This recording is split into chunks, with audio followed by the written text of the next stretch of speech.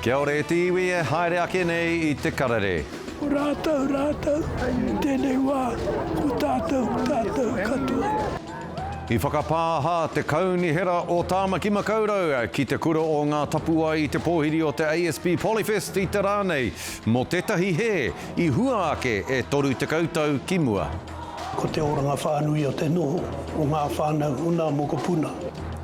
Ko te whai a te kāhui raraunga kia kounga ake te kohi me te wānanga I ngā raraunga mō tātou te Māori. Kua hono rā, me ki rā, ngā whare nei, ki te hua o te wana. Me ngā kāinga Māori hō I whakatūwherahia e Ngāti Awa I te rānei.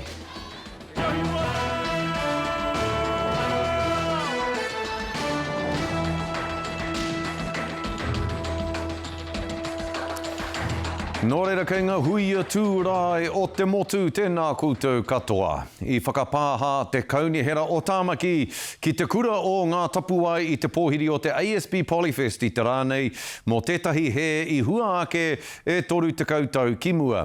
Nā taua he rā, nā taua harara, ka wehe a ngā tapuai, tētahi o ngā kura kaha ki te haka I te Polyfest. Mohoa nei, ka rea nō rātou kia hoki atu. E rima te kautau hoki te Polyfest I tēnei tau, ka tīmata ngā mahi ki runga Atamira a Pōpō. Tēnā kia tahuri ake tātou ki te pūrongo a Mārena Mane.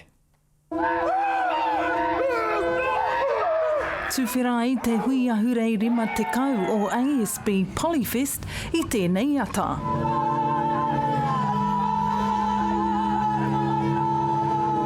Matua o tēnei huinga poronihia ko te he oha no tua, he taonga tuku iho, anō nei he hoki ngā mahara ki ngā raukura kua para I te ara o mātou e tuana ki te papatū waiwai. E whitu, te kaumā whitu ngā ropu e tuana I te papatū waiwai I te wiki nei. Te kaumā tahi mano ngā tauira, kua tino rongo ngā kura o Tāmaki Makaurau a kāti o te ao, te karanga o poronihia.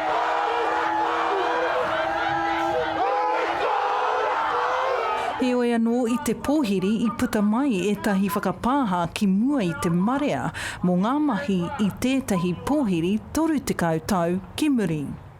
Anei hoki te whakapāha mō ngā mahi tūkino tīkanga o te kaunihera tāwhito.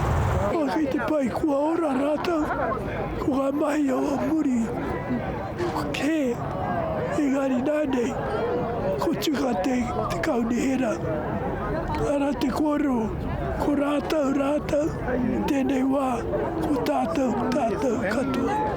I te tau kotahi mano I warau iwa te kaumā ono I tū te puehu I te wā I tai atu a te kepa ki te pōhiri o te Polyfest. I reira I takahi ko ngā tikanga. During the pōhiri, the Tongan national anthem was played during the pōwhiri, and it disrupts the pōwhiri, and to us, the mana, the wairua, everything was disturbed. Mai tēnei I tū ai, ko te ahurea tino rangatiratanga. Ko whakarite anō te mea, te ahurea tino rangatiratanga. Kua kei kone pātoto ane, te rangatiratanga kei te rangi tonu. I nāia nei kua tau ngā tau kumekume takahi mana no ngā tau toru te kau ki muri. Mo te toru te kautau, a ngā tapua e noho ana I waho atu I tēnei kaupapa. I tēnei rā, kua hohou te rongo, kua whakamoia. Mārena Mane, te karere. Nā, ko tētahi o ngā whāinga matua o te kāhui o raraunga, ara o te rōpū Māori e tiaki ane I ngā raraunga mo te iwi Māori, kia whakatupu ake I etahi mātanga raraunga no te ao Māori. Hei tā rātou mā te whakatipu ake I tērā momo, ka kaunga ake te kohi me te wānanga I ngā raraunga mō tātou te Māori, mā reira anō hoki ka puta te tini o ngā hua. Ka tahi anō te kāhui raraunga ka pōhiri I ngā tauira hou ki tā rātou kaupapa. I reira hoki a te kawa paora o Aukaha. Kua kotahi mai ai ngā pūkeko hou, ki runga i te ara o te kāhuira raunga, i tēnei rā. Kua rongo kōrero mai kiri kōwhai, mā te pōti, ka mana ngā tahua pūtea. Nō reira, ko taku mahi, ko te aki i te whānau, ko te whakamārama i ngā consequences me ki o te kōti, o te pōti, o te kore pōti rānei. Tokorima ngā pūkeko ko whakawhiwhia ki ngā tūranga mahi a konei, ki te whakatena i ngā pūkenga raraunga, ko tahua pihema tētehi e hikaka ana ki te whai mōhiotanga mō na iwi o ngā anti pātua me te aitanga amahaki. Ko tāku noa ko te akiaki ngā rangatahi, ngā taiohi ki te whai tēnei momo mahi, e he koe tahi ai tēnei mahi e ngā mahi o tō rātou ao Māori. Ka whai oranga tonu tanga tātou ma enei mahi. Ko te raraunga, ko tēnei mea tu te tāta kei te haere i te taha o ngā kaupapa katoa i ngā wā katoa. Korikirangi Gage o te whānau a Apanui, tētehi o ngā aho here o te kāhuira raunga, kua roa ia e hiahia ana kia tautoko i te whanaketanga o ngā pūkenga me te tohungatanga o te iwi Māori ki tēnei mea te kohikohi raraunga.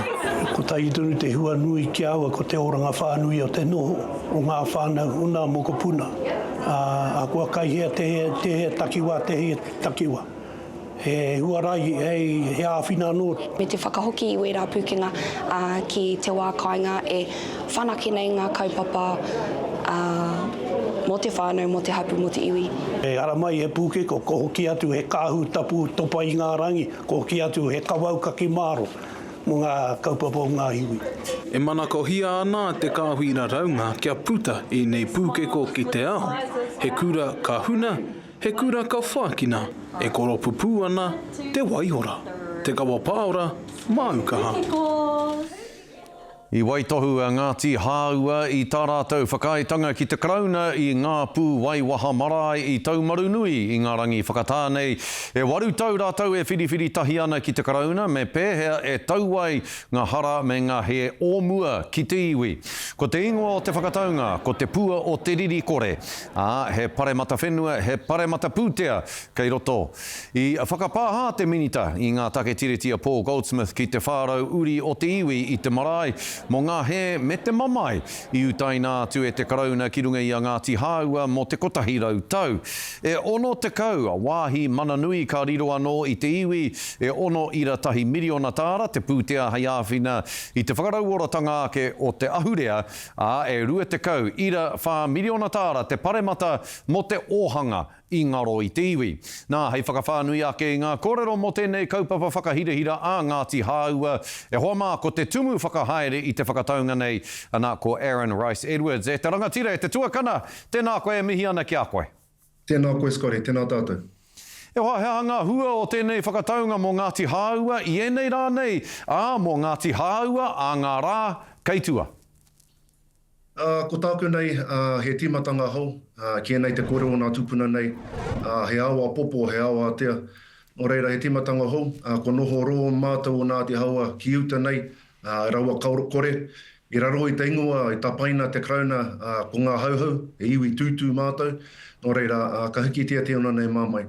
Nō reira, ka huri te kai o tō mātou nei waka, ki te matapi, ki pai tāpiti. Hei pai oranga mō mātou nei, me nā moko puna aburi aka nei. Ko raro mai mō ngā tino taonga ka riro anō i a koutou o Ngāti Hāua i raro i tēnei whakataunga nei? Ko te mea nui a roto nei, ko te whenua, ko noho whenua kore mātou mo te wāro nei. Nā te mahi o te krauna, te mahi o te kōti whenua Māori taha i te o mātou nei whenua. I rungi te kāronga nā tūpuna, i riro ena watu me hoki whenua mai, no reira koira tō mātou nei painga i nā tau ko pāhuri nei. Koere te mea nui. I rungi te kōrero hoki o tō mātou nei tūpuna, ko Makere te uri wehurua, ko waiho noiho te krauna e nā mai kuku o te poaka noiho, arā ko nā maramara whenua. Raida, ko te mea nui me te hokinga mai o nā whenua. Ono ta kaumā wā, nā praka, nā whenua tāpui, ka hoki mai, mā mātou nei anō, e chaki pai.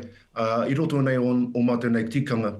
Tuatu tēnā, ko te pūtea, hei wakiki tō mātou nei pātaka, hei oranga mō nā mokopuna muriaka nei, tatanea ki te 3 miliona tāra, ka homai ki te win, ki a mātou nei. Tuatu tēnā, kia whiua tō mātou nei korowai me ki, i roto anō tō mātou nei rohe, kia tū anō tō mātou nei wari o hawa, kia tū anō tō mātou nei mana, i roto anō tō mātou nei rohe. Ka rawe, hoi mihi nui ana kia koe o tira kia koutou o Ngāti Haua e koa katoa ana te ngākau mō koutou. Hea te tino hiranga o tā te karauna whakapāhai i rongo ake au i te marae, te minita i ngā take tiritia Paul Goldsmith e tuku whakapāha atu ana kia koutou i pēhea tērā hea te hiranga o tērā. Ko te take nui kia mātou nei roto te whakapāhatanga o te karauna ko te muru ki ngā tupuna, nā te karauna i wakamati ai, i te tau ko tahi mano warurau wāta kaumā ono. I noho anō mātou o mātou nei tupuna ki here taunga, ki te upoko tika o taua wā. Nā te mahi tūkino, nā mahi hara o te karauna, i pai i roto i te awa kairangi, i mauhere te o māua nei tūpuna. Ko nā ingoa rā ko te rangi ātia, raua ko te wari aitu. Ko te wari aitu te taina o tō mātou nei rangatira o taua wā, ko tōpuni te mamaku. I wakapiu atu rāua, ko te rangi ātia, i wakapiu atu kia mauheretia, mō ana rā kato, nā wai rā, toru marama he kiho o tēnā kōte me ki, i mati ai, i roto i te wari here. I wakapiu atu te krauna i te wari aitu, kia mate, kia tārono o tia tauna kaki, kia mate raua, i mate ai, i parimata i tērā tau. Nō reira, i roto i tēnei wakapāhatanga, ka hakitia te mamai te taumahatanga, ko noho roa i rungi a mātou nei, me ona uri o te wari aitu. Kia nei, ko te ingoa, ko tōna tamahine, ko ripeka, e kōrero e ingoa tēnā, i hangai ana ki te ripeka, e tārewa atu i tōna pāpa. Nō reira, i hai, ko hakitia te mamai i tēnei wā, me te wara aru atu, ki nā hitori i roto i a mātou mo e roa nā kōrero. Nō reira, he rongo pai i rā kōrero o kupu i maringi atu i nā nutu o te minita i te wikinena. Hoi anō, tēnei wā, me huri te kai o tō mātou nei waka. Ko te anga wakamua, he mahi anō e kai tu atu, kare anō kia mutu e nā take e pāna ki te kāhui maunga, me te nāhaere o te Wanganui, Wanganui National Park tēnā. Hoi anō, ko oti, ko e mo tēnei o nā pakanga i roto nā mātua tūpuna. Miharo e hoa, ātāhua, mahana ana te ngākau, mahana ana te he wairua, i a koe kōrero ana i enei kōrero mō tō iwi, mō Ngāti Haua, me tēnei tānga manawa, tānga wairua mō koutou, tēnei whakataunga nei me te whakapāhoki, haere tahi ana me te whakataunga, ka mihi te ngākau, ki a koe e te rangatira, i o mahi nui, o tira ki a koutou o Ngāti Haua, ka i runga koutou i te waka uru ora, i aia nei, ka mihi ki a koutou, tēnā rā koe e hoa, Aaron, mihi ana ki a koe. Tēnā koe te tōkana. Kia ora. Kia ora. Rawe e te iwi, rawe te whakarongo atu ki tēnā kōrero. Nā, i pōhiritia e Ngāti Awa, te minita tuarua i ngā take whare a tama pōtaka, rātau ko ngā mana o te manatū whakahiato ora ki te pāhi taua mo te whakatūwheratanga o tū kō keke, te kaupapa whare hou a te iwi nei. Te kaumārima katoa ngā kāinga Māori i whakatūwherahia. He whare reti, he iti tūtu. E waru o aua whare, he whare kaumātua. E whitu hoki ngā whare ka whakaru hau i ngā whānau e pena pū te ana ki te hoko whare. Nei te pūrongo a Mokonui Arangi Edmonds o Pūkaia.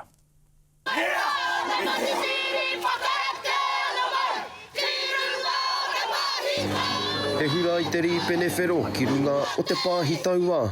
Te kaupapa o tēnei rā, hei whakanui i ngā whare katahi anō kua hangaia.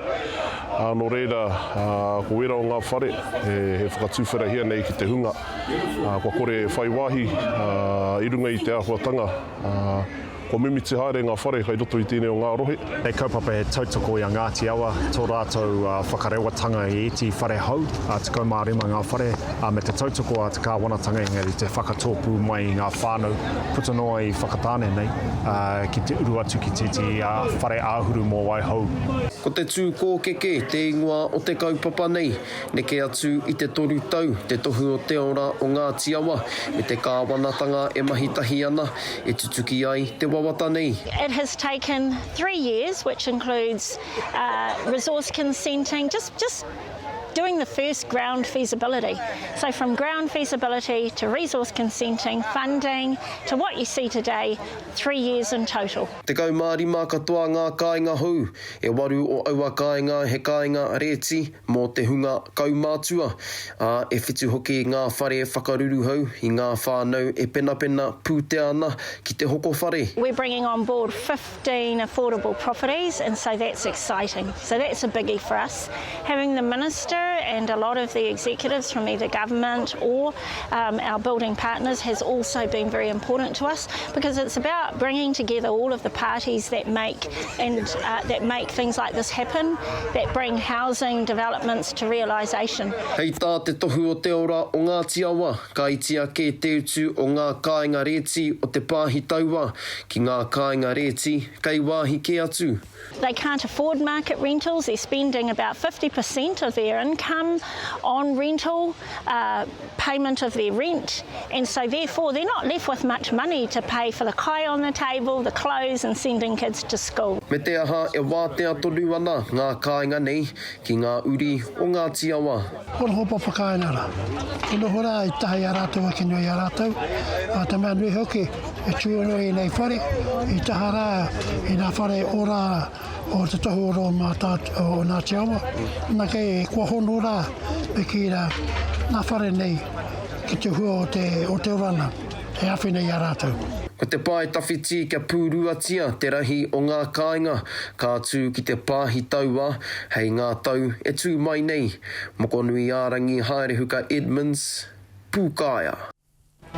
Hei muri ake i ngā whakatairanga e karemā kei te tono te ratonga hauora o tūranga i ngā mātanga hauora nō waho i te rohe. Kia tai atu ki Wainganui i a rātou ki te āwhina i te hauora o te hapori.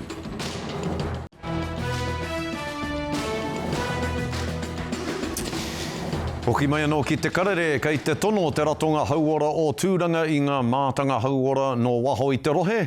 Kia tai atu ki Wainganui a rātou ki te āwhina i te hauora o te hapori i roto i te roanga o te takurua e kainamu mai nei. Ko ngā mātanga niho, karu, tai atu ki ngā mātanga pūwero ārai mate, koenei ngā momo āhuatanga hauora hei toro atu mā ngā whānau.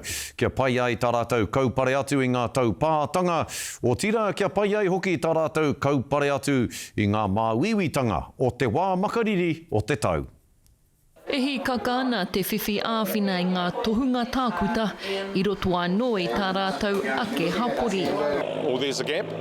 So having this service real time that we can connect in and connect into the vulnerable sort of whānau. We're not talking about everybody here, we're zooming in and trying to get those whānau connected in. How can I help you today? Kua tukua ngā here o te haere ki te i te tākuta niho, tākuta whatu hoki, kia kaua e nei whānau e noho i raro i te kāpō me te mamai. Classified whānau is chronic disease, first 2,000 days, or the young mums, and addictions, mental health, and they'll be getting their eyes checked and all those sorts of things to effectively line them up with lenses and frames. Kei te kitea he māramatanga, kei te rongo i te aroha. I just had my eye and my ear test done, and I'm happy I got it done. I can see long distances, but I can't see short. So I'm happy I got a pair of glasses. That was the main thing I wanted, was some glasses so I can see what's actually going on with my eyes and everything. Ko tahi raurema te kau te rahi o ngā tāngata, ka taia te kuhu mai ki ngā kaupapa nei i a rā. Kāore he pātai, kāore he whakawā. This is lovely because it's a Māori-run organisation. We need to have more of them to make our Māori people, particularly our Pakeke, more at home with their own. You'll hear out in the media, there might be argy-bargy with what's happening in the health sector. We're trying to front foot that and give a great experience. And here we are here, right in the backyards of Gisborne, or Turanganui-a-Kiwa, and we're about to turn it on and make it happen. But make it happen alongside whānau, so, you know, the experiences. Ko te tūmana konui a Reweti Rōpiha, he tauira tēnei mo te āhua o te manaaki me te tiaki te tangata I roto I te hapori. E tino kitea he hua I wainga I ngā whānau. Matuara I te wā taumaha o te hōtoke. Irina Smith, te karere. Hei muri ake I te whakatā poto e karema kia mau mai koutou I te mea he tāanga manawa kei te haere ake.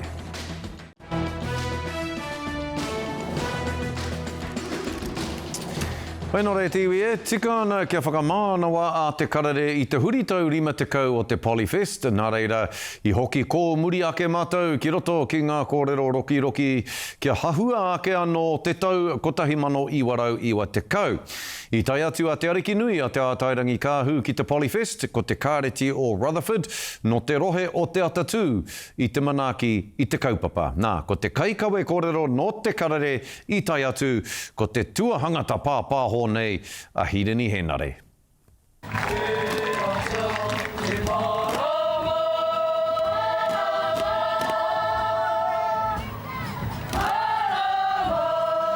Nā te kura tuarua o Tangaroa I tīmatanga whakataetae ārohe ki runga I te papa o te kura tuarua o Waipereira.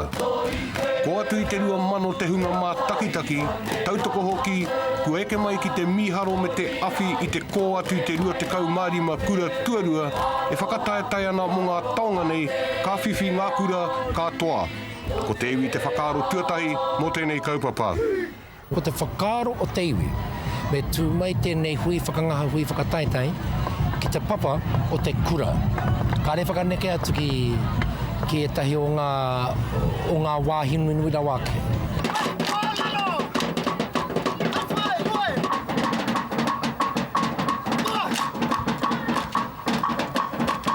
Ngā whanaunga katoa o ngā mautere I whakatō pū mai I o rātou toanga kia kite ai tō rātou ātāhua.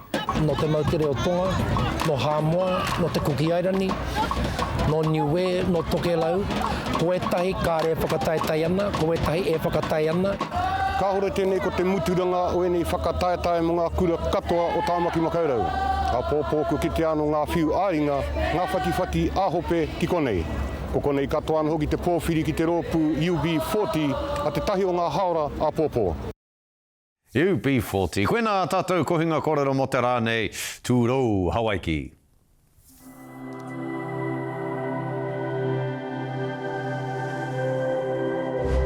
Ko te reo, te take.